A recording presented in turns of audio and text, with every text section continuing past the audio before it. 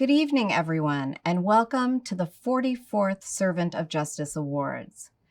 While meeting this way may not seem to evoke the same glamour as Cipriani, I can assure you that Sharon Kleinhandler and Matthew Hannafin and the whole development team, with their tireless energy, have planned a program that will more than make up for last year's cancellation and the absence of clinking glasses, although I think I hear some introverts toasting already. The upside to all of this is that the platform is buzzing with the attendance of the many more staff we were able to invite.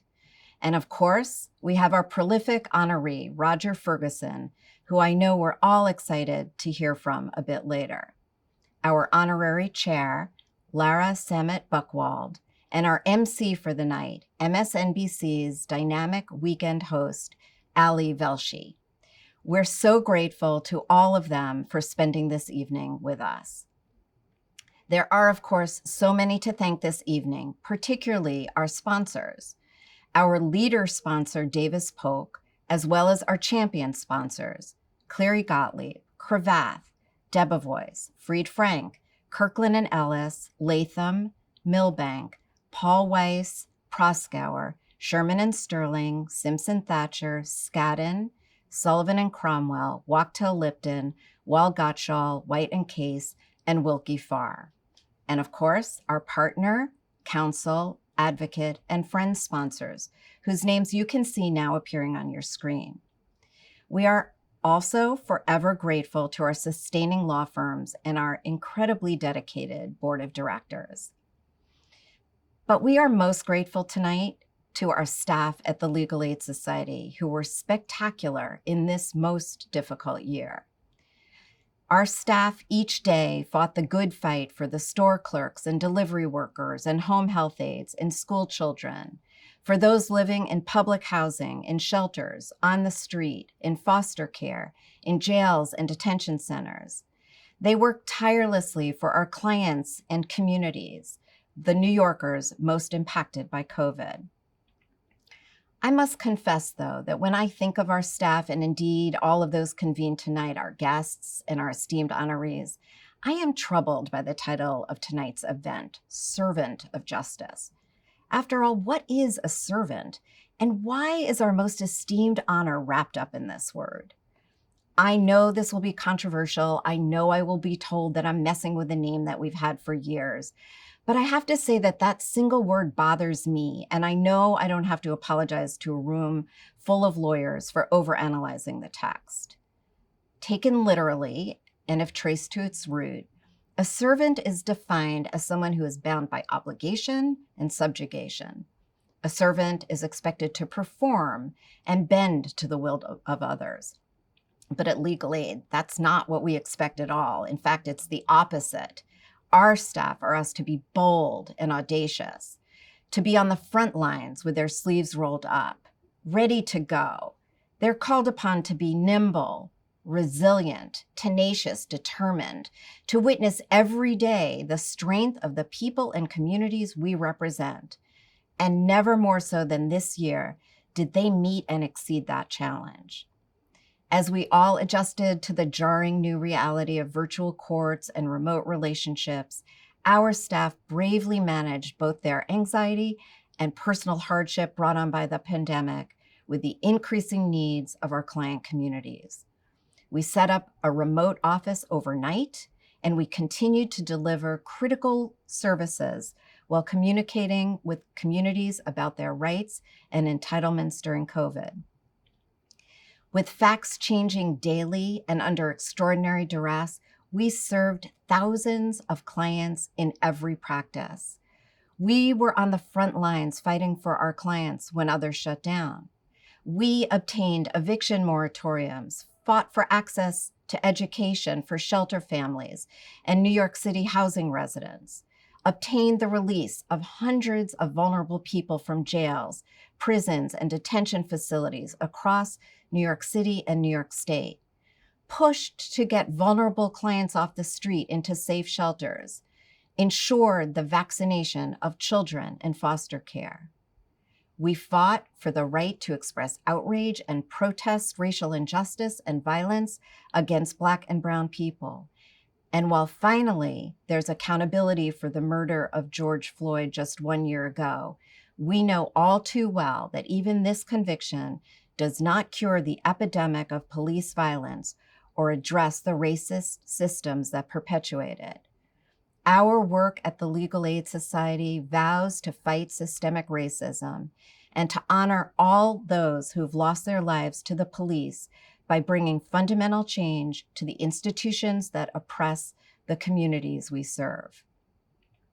There can be no ambiguity or equivocation about what it is we do at Legal Aid, but it has nothing to do with servitude and everything to do with serving our clients and our communities, serving them with passion and commitment, not because we have to, but because we know it's the right thing to do.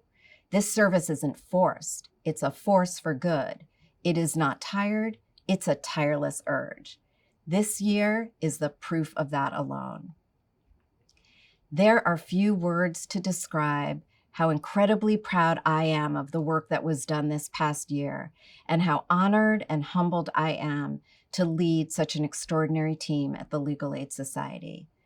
Of course, it can't be overstated that so much of what we've been able to achieve was made possible because of the support from outside organizations and individuals like all of you. So allow me, please, to humbly point you to the QR code to the right of your window, where we hope you will donate and serve alongside us. And as you do so, let me welcome a familiar face to your screens. Our formidable MC, whose passion and commitment to justice is a great match for the audience we have here tonight, Mr. Ali Velshi. Thank you so much, Janet. It is an incredible honor to join you this evening. Now, this format may still feel a little foreign to some of you for an event of this stature, but I'm right at home with it, literally. It's actually not that different from what I always do, whether I'm in studio at 30 Rock or talking to people from the home studios that we've been using for the last year. I'm pretty comfortable looking down the lens of a camera or a laptop and understanding that the folks on the other side are hungry for a better and more nuanced understanding about an issue. And more than ever, they are hungry for the truth. But I also know, and this is something I see manifested in every area of legal aid's work, that the way we bring these issues to life, the way we inform our viewers and our fellow citizens, is by turning the spotlight on the characters at the center of the story. We make space to listen to the voices of the people who experience the reality firsthand. In fact, starting almost a year ago when George Floyd was killed, I hit the road, and I probably logged more miles in 2020 than I do in a typical year. I started in Minneapolis, and I ultimately went across the country talking to people about social justice, about politics, about COVID, but I was talking to people, the kind who don't have access to large audiences or power. And that's how I hear the stories week after week about black parents who don't only have the normal talk that parents of teenagers have to have with them, but that other talk about what happens when you get pulled over, how to behave no matter what you actually did, how to stay alive. Folks used to say, a black man can get killed for doing nothing when it comes to the police. And well-intentioned people would say, that doesn't really happen. Nobody gets in trouble for doing nothing. And then they put cameras on phones, and the world changed. But it hasn't changed enough that black parents don't still have to have that talk. It hasn't changed enough that black people still don't die for the fact or the perception that they committed a petty crime, the passing of a fake $20 bill, the selling of loose cigarettes, the stealing of a candy bar, sleeping off too many drinks in your own car at a fast food drive-thru. We know these things because of video, but we also could have known them just for listening. Over the years, Legal Aid has used its wisdom and its weight to write advocacy pieces and issue reports about policy and law that need reform, from bail laws to rent laws, from the use of restraints on juveniles to blocking ICE from the courts. But they know better than anyone that their mission of justice for all is not about pushing paper. And while it may start with the legal instability of an individual, it doesn't end there. It hinges on the policies and the systemic practices imposed and enforced in the underserved communities in which their clients live. The staff at Legal Aid Society understands that by amplifying the first-person narratives of the residents, well, that's where lasting change begins to take effect. When the root of the discrimination, inequality, and lack of access are laid bare, those steely legal aiders roll up their sleeves, ready for action, ready to fight for justice in the community. This is where the real work of justice is done. Like they say, all news is local. All justice really is local. It happens in the community. Last year, when we witnessed another devastating crisis turn the world upside down, legal aid, as you will see for yourselves tonight, never faltered in its dedication to its clients in need and to their communities. And their work will continue as they fight for the equitable distribution of vaccines, as they fight for safe and measured reopening of the courts, as they continue to fight on the front lines and behind the scenes to make good on their mission.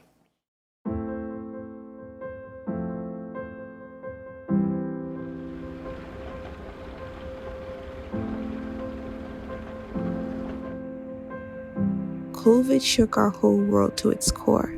It seemed so surreal. The city was quiet, trains empty, offices abandoned. One of the first things that noticeably changed because of the pandemic in terms of our work at the Community Justice Unit was that we all had to redefine community engagement. Our clients suddenly found themselves without work, without income, and in need of government help that they had never sought before.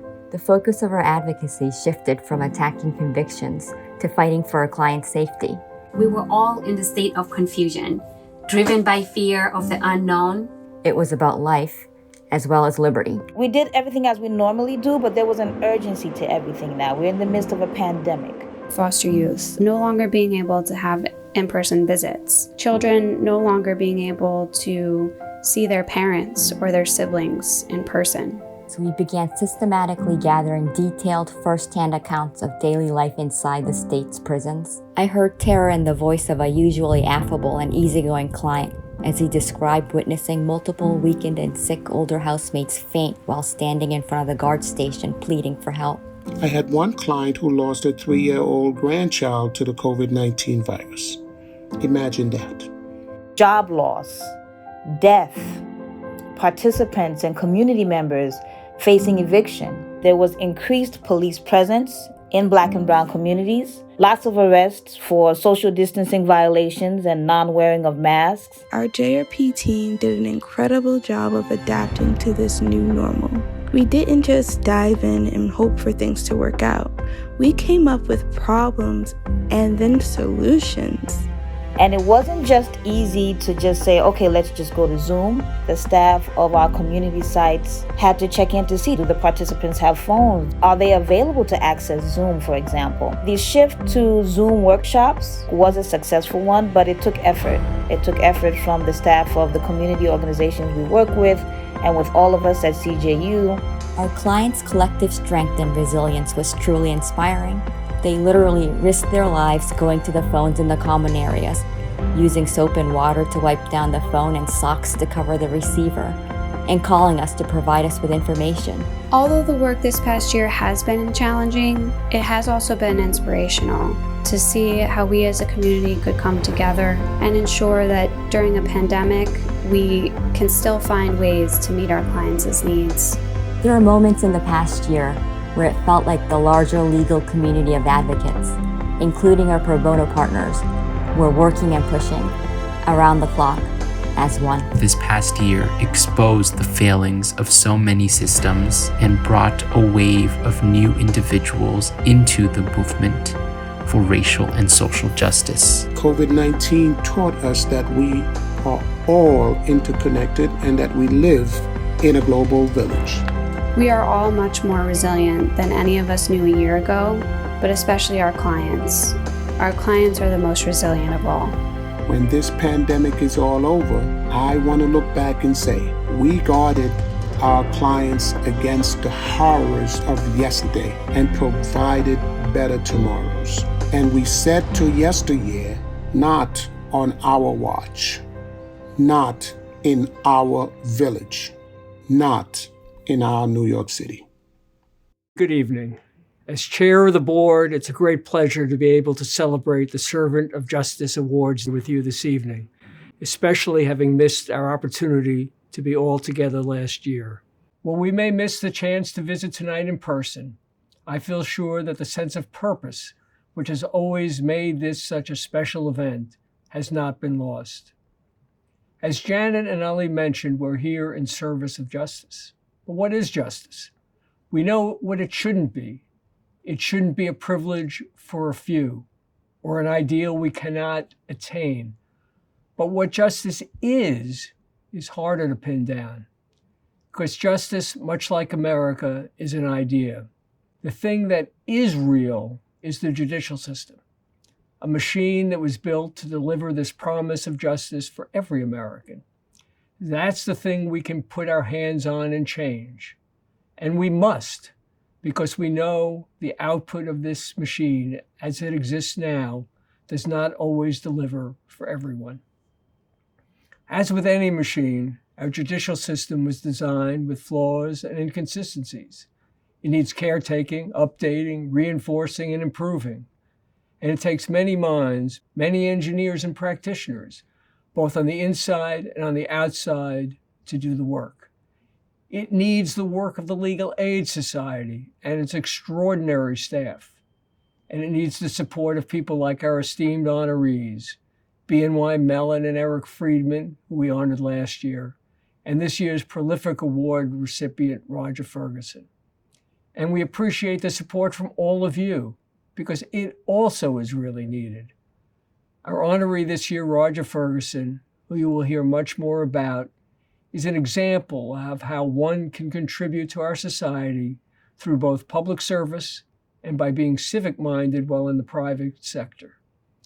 BNY Mellon is the model of what we hope for in a corporate partner. Their generous and consistent financial assistance and volunteers for our hotlines have been critical over the years in helping to provide housing services, immigration assistance, and health care access to our clients. We're so fortunate to have their general counsel, Kevin McCarthy, on our board, who regularly uses his influence in the business and legal communities to raise awareness of the Society's work and to bring on other partners. We're continually grateful for BNY Mellon's alliance and to have such a steadfast ambassador for legal aid from their team on our side, too. I'm pleased to say that Kevin is not the only board member who deserves a mention this evening. Along with BNY Mellon, Eric Friedman, a former member of our board for 6 years, was also an honoree last year. So I've had a good long while to think about what I can say about him. Simply put, when we ask Eric for something, the answer has always been yes.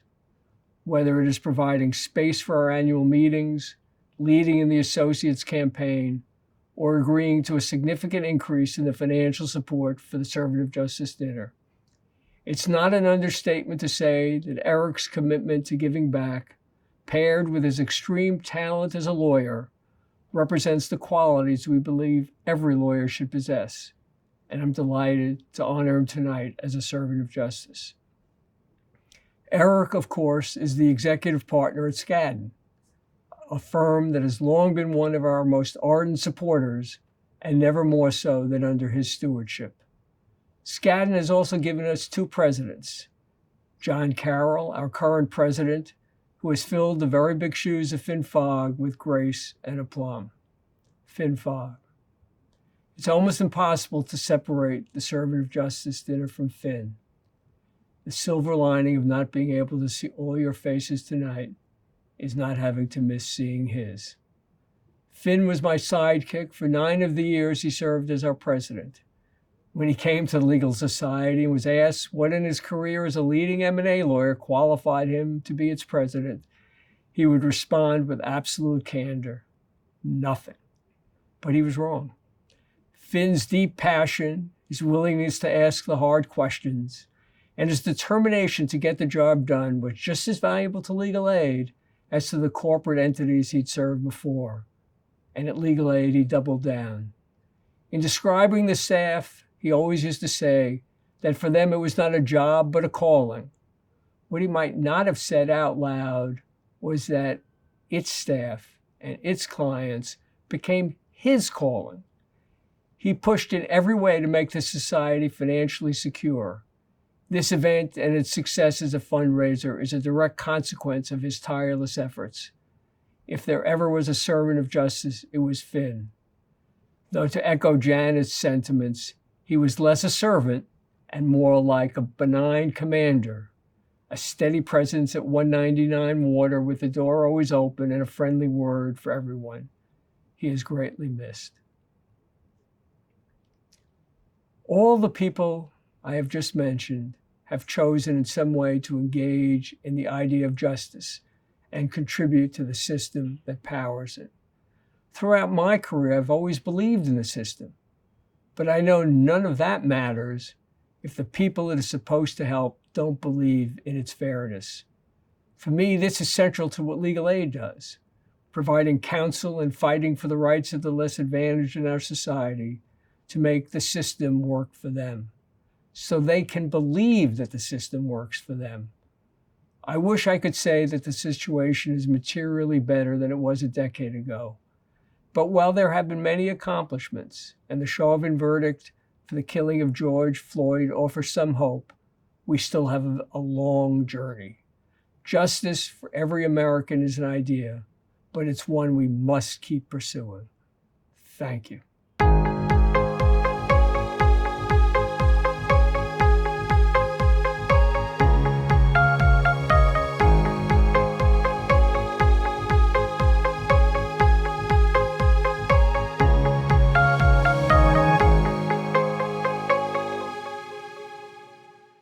The juvenile rights practice of the Legal Aid Society was established nearly 60 years ago, and today we represent about 90% of the children, adolescents, and young adults who deal with the challenges of abuse, neglect, and juvenile cases in court systems in New York City.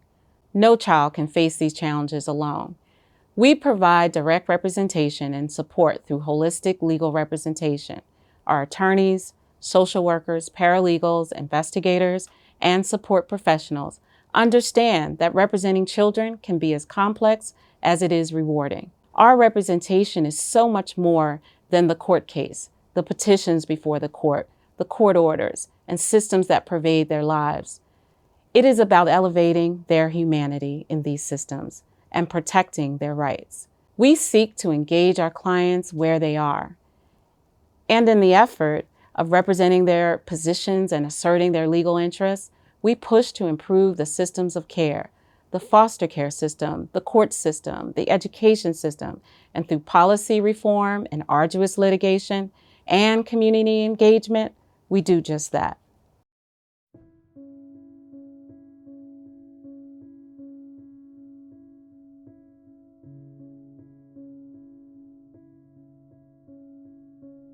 When I first found out about COVID in general, I was in law class a few weeks after my school closed down. My mom and I both started showing signs at the same time, but I think she started a little earlier. And, my mom was in denial. I first met Dante in April of last year, April 6th, on the day that his case was filed in family court upon the passing of his mom, Mala. It ended up that my mom kept getting worse. She was having difficulty breathing, and she said, "I'm gonna go to the hospital."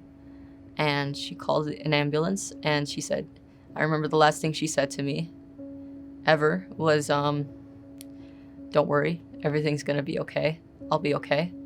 And I believed her, It was our first case in JRP that was a child protective filing and an emergency removal filing as a result of his mom, of a parent passing from COVID.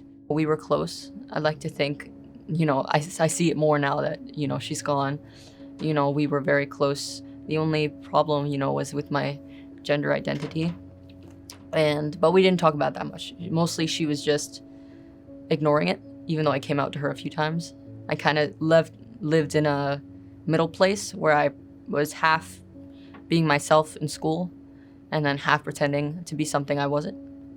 The juvenile rights practice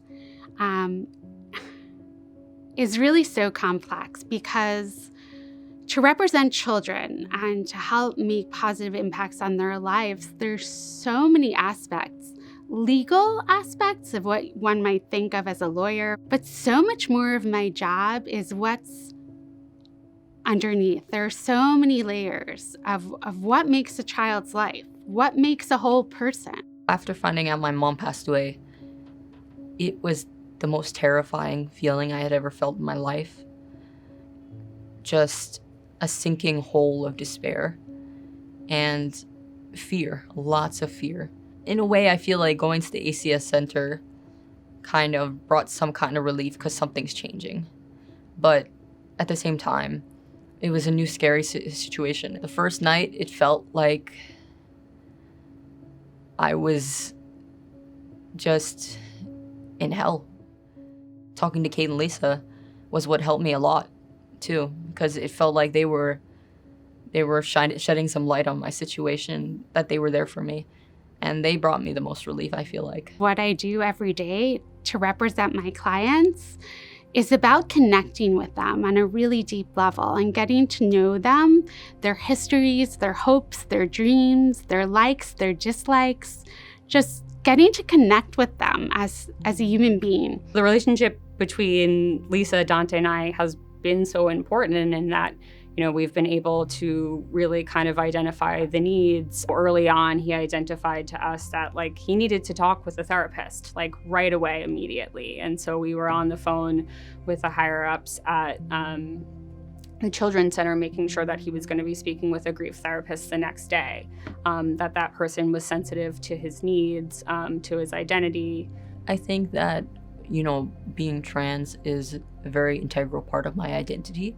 My biggest dream before my mom passed away was to start my transition, start testosterone, all of that. He made it clear really early on that he wanted to go and live with his godmother, Marisol, who was also his mom's best friend. She lived in New Jersey, so there were some issues with placement out of state. The fact that we got to work with a law firm was really great, that pro bono was involved. The lawyer I work closely with there actually is transgender himself and has been an amazing resource for Dante.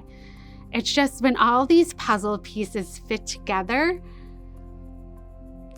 it's just such a special thing. They saved my life and who I was becoming. I went through something that hurts so much, even to this day, and, you know, was the worst thing I could ever wish on anyone. I feel like what Kate and Lisa are doing is like God-sent work. The support of the Legal Aid Society allows us to provide this kind of care to our clients, this high level of advocacy that we should be providing on every case. My dreams now is I want to go to college and maybe something in environmental science or something with science, because I like science. I want to hopefully get like a PhD or a master's, because my mom got 2 masters and she was on her way to get a PhD and she didn't get it. So I want to beat her by doing it and make her proud, you know?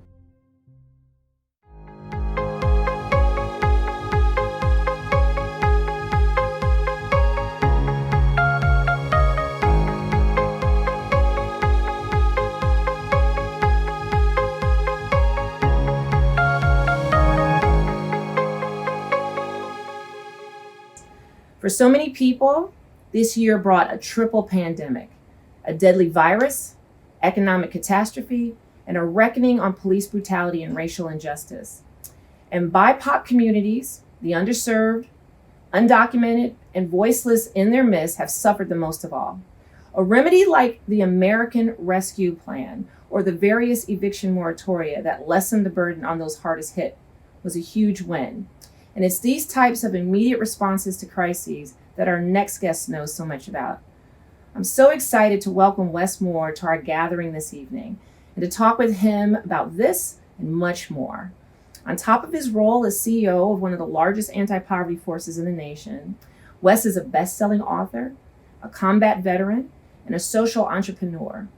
He has served in Afghanistan, he has served as White House Fellow to Condoleezza Rice, and he serves the most vulnerable communities with his work at the Robin Hood Foundation.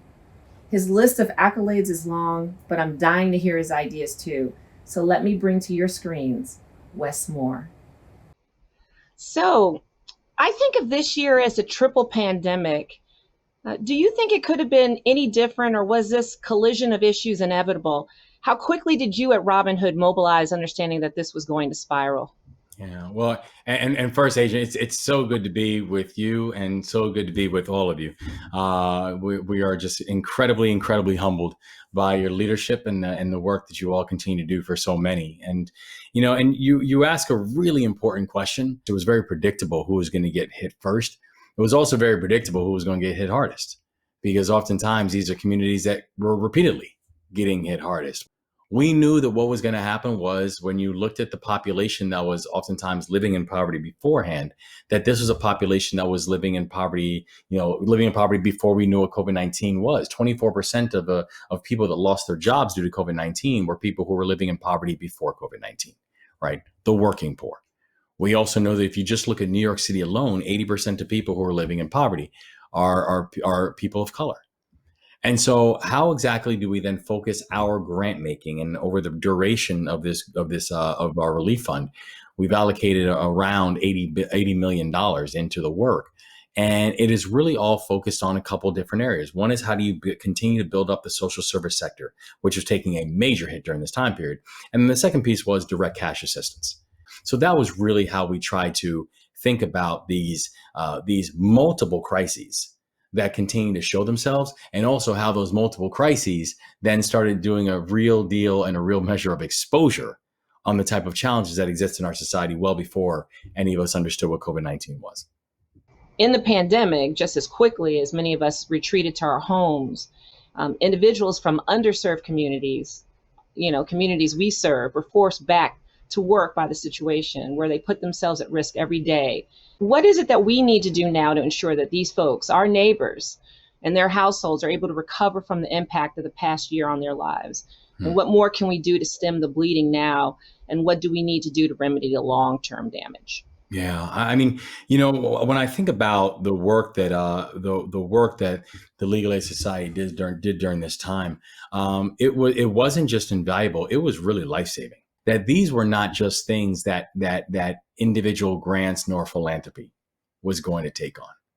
We were watching in living color the impact of systemic injustice. We were watching in living color the impact of systemic inequality.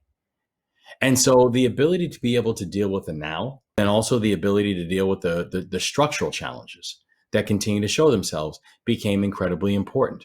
When you look at the fact that, at the height of the pandemic, even with the Tenant Safe Harbor Act, which prevents evictions, but not monetary judgments for those who can prove they have lost income during COVID-19, even with that, over 200,000 rentals in New York City alone were not eligible for the law's protections. To move quickly and move with speed was imperative. Yet, this also was about, how are we altering the laws? How are we using your voice and influence to be able to think about the legal supports that individuals were going to have? Because those were the ruptures that we continue to see and continue to show themselves. So, Wes, you have said, and you've been very clear about this in all the roles that you've had, that there are real misconceptions about people living in poverty, that the barriers to economic and social mobility are complex, and a realistic narrative will help to lead to greater economic and social mobility. What is the role of race in combating poverty? You cannot talk about poverty. You cannot talk about economic exclusion. You cannot talk about economic inequality without understanding that race plays. It's impossible, if you're being honest. The data continues to show that race is one of the most reliable predictors of life outcomes that we have in this country. And that includes life expectancy, that includes academic achievement, it includes income, it includes wealth. It's important that we actually take on these challenges which have a racialized tint, and be unafraid to use a racialized lens in the way that we are then thinking about them, in the way that we're then coming up with solutions. And this is, when people say, well, isn't that zero sum thinking where one group wins and one group doesn't. I said, no, actually, it's not because, it's not because even if you look at this recent Citigroup report, that because of racial inequity, that has cost this country about $16 trillion in GDP. We don't want to spend, none of us want to spend our time cleaning up the debris of broken systems. And so we have to then actually think about what are we doing to alter the systems? Because if not, we will be repeatedly reminded that individual good deeds is never going to be enough to be able to take up the larger implications of societal, economic, and structural inequity that we continue to see the implications of. So Wes, you're stepping away from Robin Hood. Huge news in our community, huge. Been really wonderful having you as part of our anti-racist, poverty programming here in New York. But when you look back, and if you had to pick a moment that most authentically reflects the spirit and success of a collaboration between the Robin Hood Foundation and the Legal Aid Society, what would it be? You're asking me to pick my favorite child, Adriene. And I say that because, honestly, I think the chance to work with you and the chance to work with Legal Aid has just been a joy. We've gotten some really good work done together. I think, if I had to pick one thing, I would say the collaboration that we had in terms of working together to ensure that New Yorkers really had access to judiciary, civil service services that were all funded by the state. Our ongoing work to secure the right to counsel for eviction prevention in the city. This is really crucial stuff. The idea of saying that if you cannot provide a basic sense of housing security for people, there's nothing else that you can expect from them to be able to have or be able to build upon. And so that's the right to counsel for eviction prevention. It was really one of these things that not only just am I remarkably proud of and thankful for our partnership, but it's also something that just does continue to hearken on this thing that should be keeping all of us up at night. And it is this basic idea of why was that even controversial in the first place?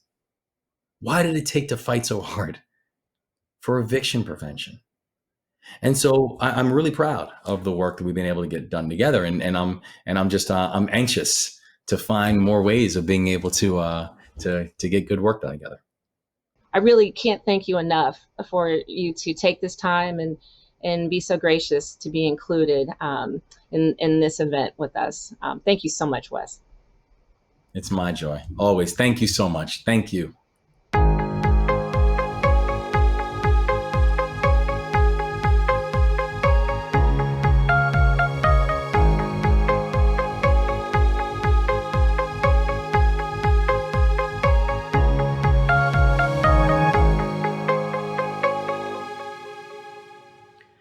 Eric Garner, George Floyd, Breonna Taylor, Ahmaud Arbery, Dante Wright, Adam Toledo, and now Ma'Khia Bryant. Sadly, this list goes on and on. Our nation is facing the truth of systemic racism and the history of white supremacy and state-sanctioned violence. Last summer, when protesters took to the streets of New York City to demand change and to declare that Black Lives Matter, so did the Legal Aid Society. Criminal defense practice is suing NYPD for how the police handled those protests throughout our city last summer. Let's meet the people involved in that case. The dynamic of the protests was really extraordinary in that you had this event, George Floyd's murder, that prompted people to bring, decades of pent-up frustration about police violence and harassment to the streets demanding change. And almost immediately they were met by the very same violence that they were there to protest.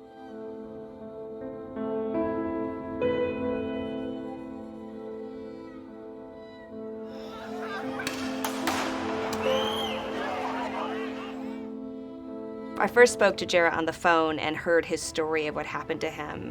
And when I first heard it, I had already heard so many stories from protesters about the violence that they'd experienced. But his story really moved me because he talked about how it was really the first time he had felt really engaged in political activism. It's been a generation where you had people out in the streets, and for something like that, for the newer, younger generations, it meant everything to see that, you can actively implement change. I saw a reason to be out there, obligation to be out there myself, because, it's something that represented all of us. He told the story with such grace. Well, we walked from downtown, and by the time we got to about Fifth Avenue, it hit curfew. And as we were walking behind, lieutenant, someone in a white shirt with his baton out, slowly crept over to the side of the street where I was on and tried to reach out and grab me.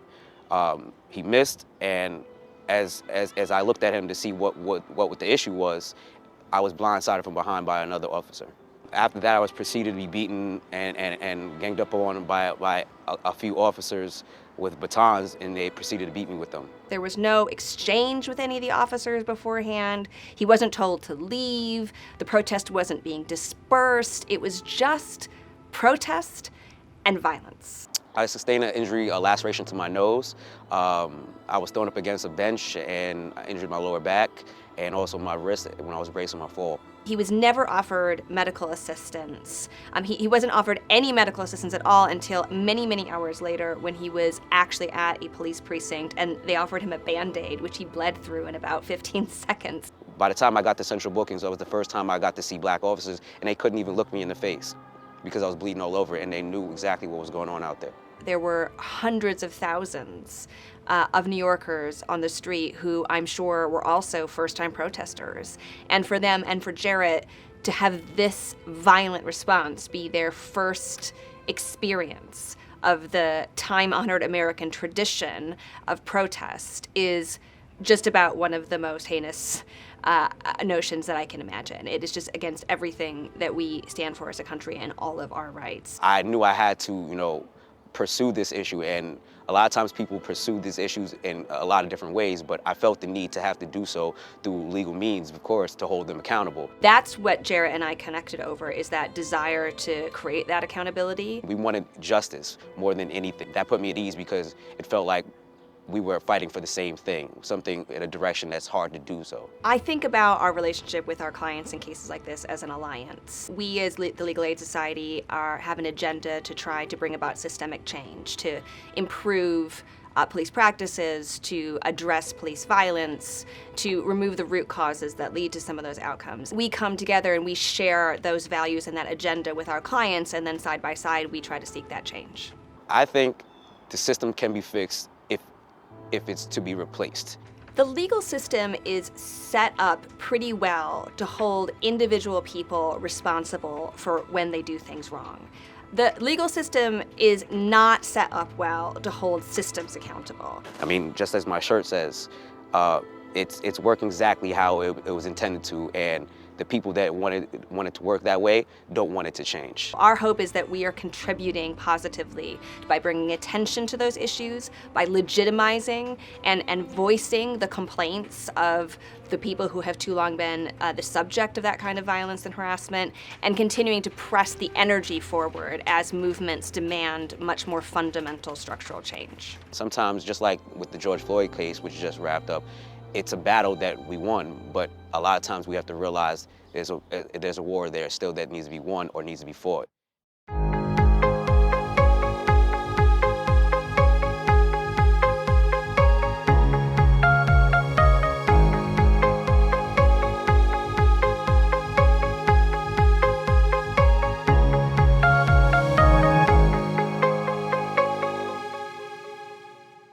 For most of my career, I focused on intersectionality and how stories connect, how a story about a health crisis can impact a social issue, how a political decision can influence the economy.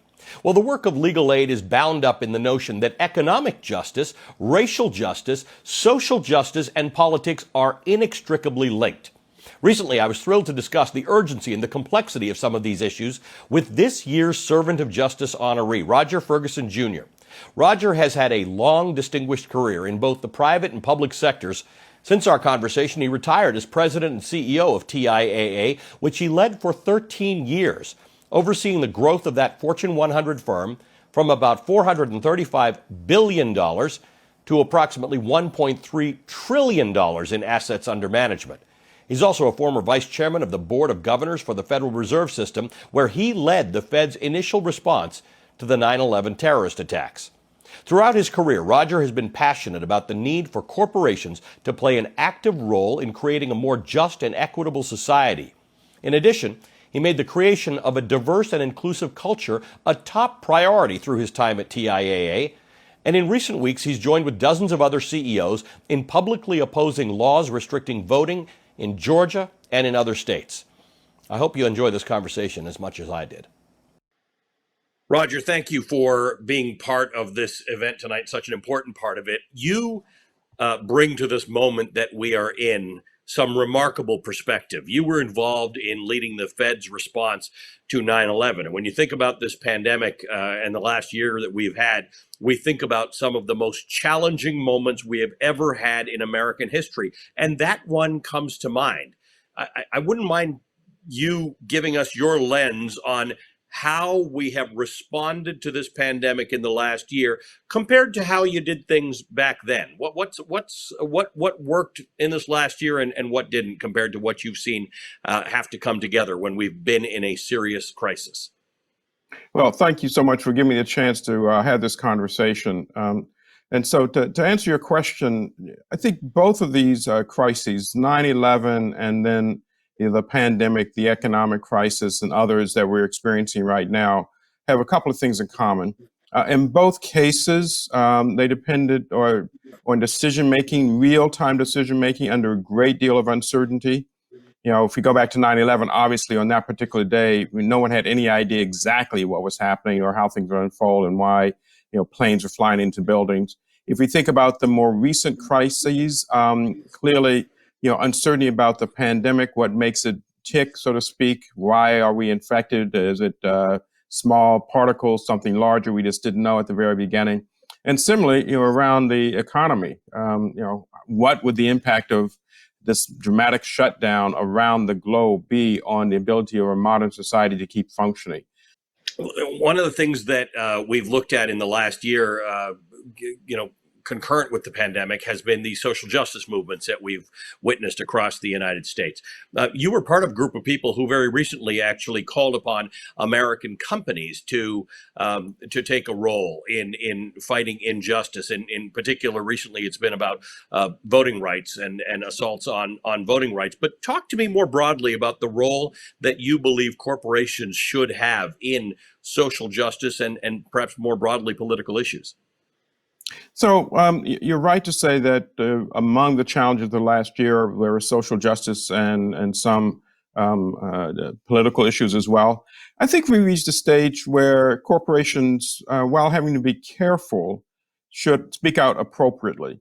And certainly around social justice issues, the ability of corporations to say, look, we want a fair and just and equitable society is very, very important. I think our employees or associates expected. For large consumer companies, I think their consumers expect it. It's part of the way brands are developed these days.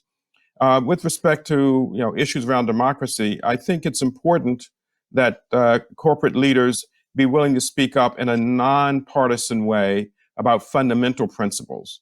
So a number of us have signed letters encouraging broad access to ballots and free and fair and open elections, and making sure that's being discussed in a nonpartisan way, I think, is really important.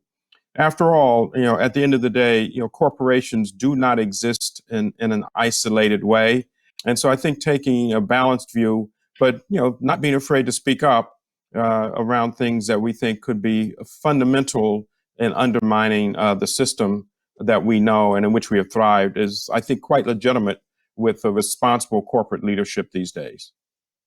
It's been tricky in the last few weeks because a number of people have said corporations shouldn't get involved. Some corporations themselves have said we don't want to get involved either in political issues or in partisan politics. But in fact, most of us know corporations are deeply involved in politics, whether it's through lobbying efforts or through PACs or through donations. So it's hard for some people to reconcile you're kind of involved all the time, but you want to be careful about when you're not involved. So my view is we always want to be appropriately involved, and that word appropriate is really important. So the involvement in electoral politics, I think, should be very much nonpartisan, and what you've seen is a speaking up around fundamental American principles. So when I've talked about the issue of voting and making sure there's ballot access, I put in the context of first American history. 1.3, 1.4 million Americans have died in various wars for what we think of as the American way of life. And we have to really be mindful that an important part of the American way of life is, broadly speaking, ballot access. We've also seen in America, going through fights domestically, first women, then African Americans and others. And we must honor our forefathers who, in some cases, literally put their lives on the line for ballot access. I do not see that as a partisan issue at all. I think that's an American issue. It's not Democratic or Republican. It's not left or right. It is American. It is us.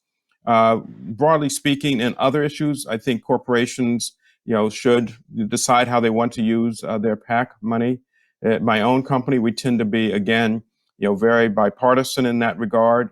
And the PAC money that we use, the small amounts, the amounts that we use, tend to be very much focused on, individuals in Congress who are concerned about the topics we're concerned about, which primarily are, financial security, retirement security for all Americans. So that's the approach that we've taken. I will not speak to others, but we think being bipartisan and issue focused around the retirement and financial security issues that we care about is the right way to use the PAC money.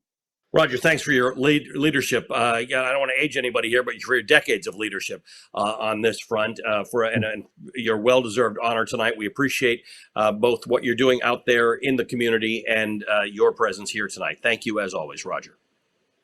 Thank you for giving me this opportunity, and thank you for honoring me as well.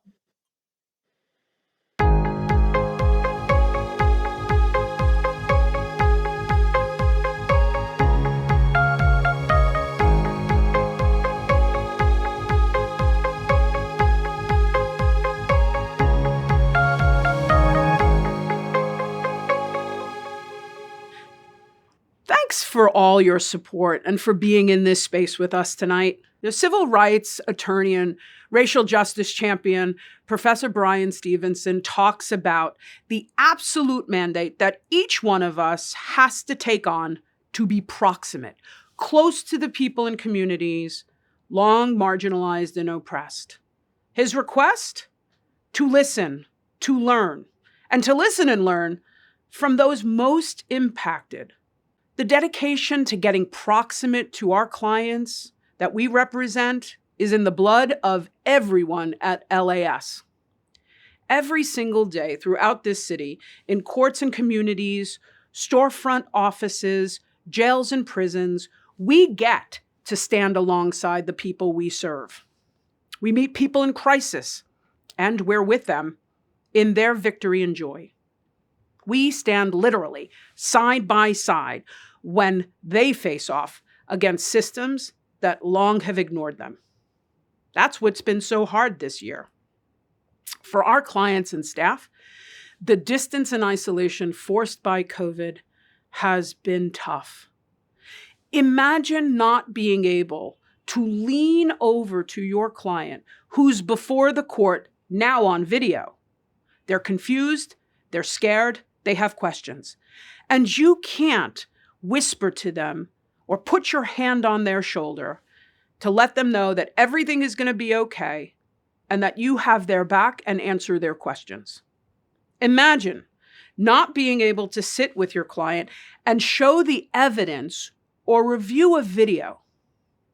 Tonight, you've heard about some of the amazing ways we have, against enormous obstacles like shutdowns and illness, stayed proximate to those who needed us more than ever.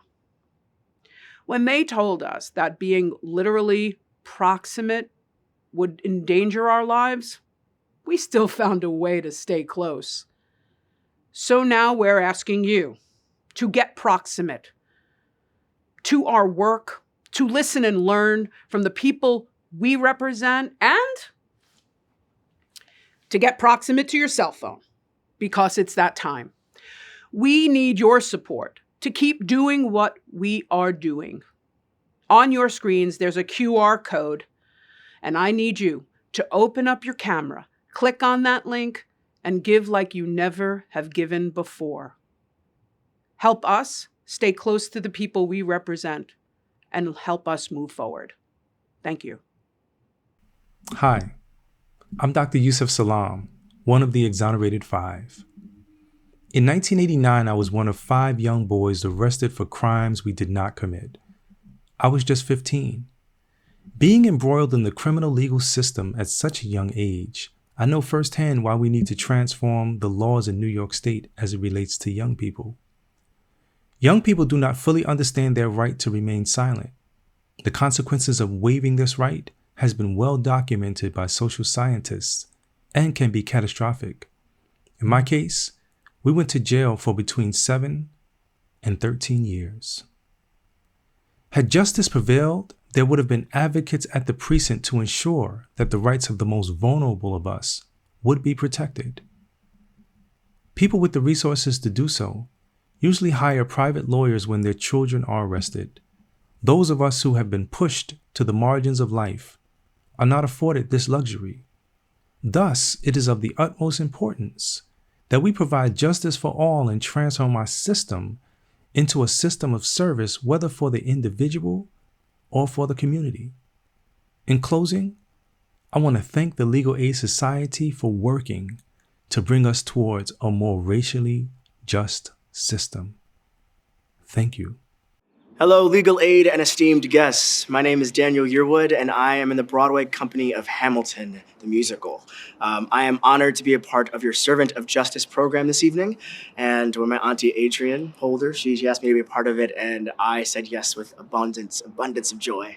I'm here with my really good friend and fellow Broadway performer, Johanna Moise, as we're going to present Lift Every Voice and Sing to you. We chose it because we think it speaks volumes to the work that Legal Aid is doing for this community, continuing to help those who are most in need. And we hope that if you know the words, you sing along, be inspired, and enjoy. Lift every voice and sing till earth and heaven ring, ring with the harmonies of liberty. Let our rejoicing rise high as the glistening skies. Let it resound loud as the rolling sea. Sing a song full of the faith that the dark past has taught us. Sing a song full of the hope that the present has taught us. Facing the rising sun of our new day begun, let us march on till victory is won. Lift every voice and sing till earth and heaven ring, ring with the harmony of liberty. Let our rejoicing rise high as the glistening skies. Let it resound loud as the rolling sea. Sing a song full of the faith that the dark past has taught us. Sing a song full of the hope that the present has brought us.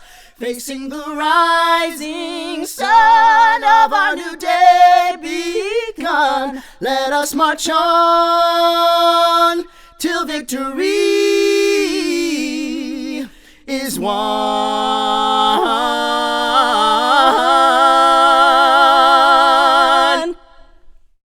It goes without saying that last year was devastating and difficult for so many communities represented and supported by Legal Aid. But the story of tonight is a story that stretches way beyond the here and now. Justice for all does not begin and end, and to be a servant of justice is to commit to an ideal that takes struggle and sacrifice for the sake of democracy and moral righteousness. What did you hear tonight that tugged at your heart? Maybe it was Dante's story, or maybe you heard something that rattled your faculties of logic. Maybe you were surprised to hear about the red tape in the family court system or the inequities of housing policy. Maybe you were inspired by our speakers and guests. The work of legal aid has its own intersectionality in this way. It's the work done by people who know what's right and wrong, what's fair and unfair, what's decent and what's discriminatory. But they're moved by the unfairness. They're connected to the suffering. They take as much of it on as they can to try and change the rules.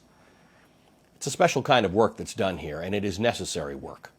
Thank you for being part of it tonight and for your continued support. Let's raise a glass to freedom, fairness, and justice for all. Good night.